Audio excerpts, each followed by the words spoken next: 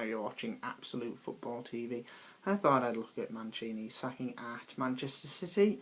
Now, the reason Manchester City gave for his sacking was he had not met targets this season, and maybe it's a fair evaluation looking at what he did in the Champions League group. Didn't even run it close, absolutely dominated by all three teams in the group, dominated by Manchester United in the league and the FA Cup. They lost to Wigan Athletic, so if you want to evaluate it from that point of view, then it's a fair enough sacking, but considering the size of the squad and the investment into the squad, but then when you take into account such as the injuries and the transfer problems in the summer, he didn't particularly get the men he wanted. I mean, Scott Sinclair, Javi Garcia and Matt Tidger and Astatic aren't going to make a massive impact in towards winning the league title, so you need to be fair on Mancini. And he's, last season he won the first league title in 44 years. This season he's got them to an FA Cup final. I mean, Manchester City fans would have been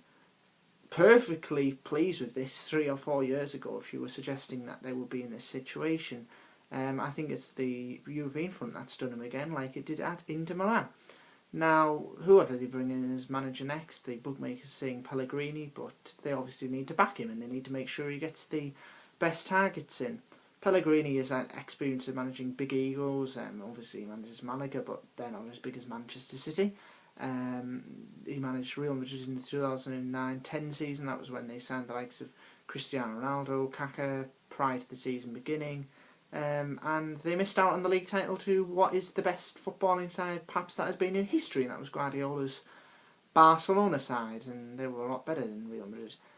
But of course he was very unlucky in that season, and then he went to Malaga, and the success he's had is unprecedented. Certainly in Europe, it needs to be noted that they got to the quarterfinals, and that was somewhere Manchester City might have thought they might have got themselves to.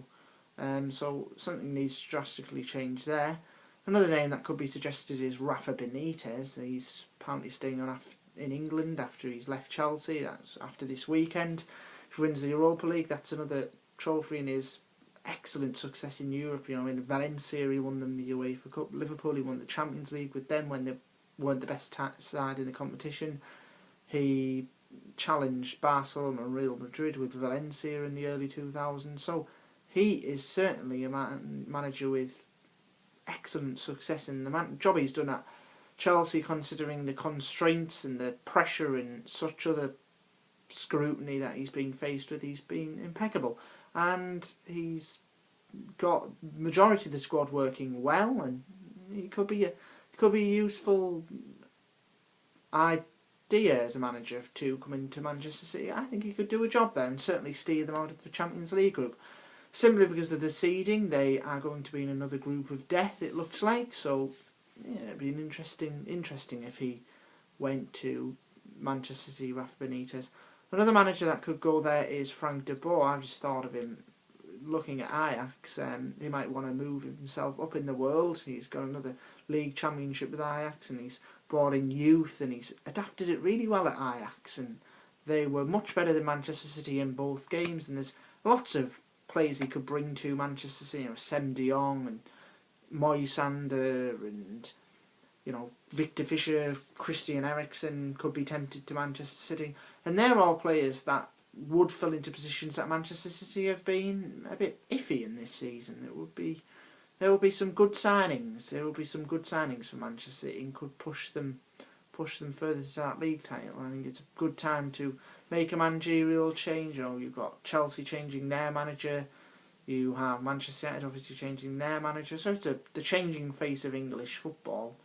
And it's whoever starts really well, and they want a manager who can start well.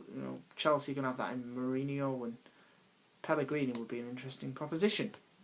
So yeah, I think it's pretty harsh, the sacking of Mancini, but in the harsh realities of football, it makes sense, and it's just going to be interesting to see who replaces him. I've been James Cartwright. This has been Absolute Football TV. Thank you for watching. Make sure you like and subscribe, and also follow Absolute Football TV on Twitter. So that's at Football Absolute. Thank you for watching.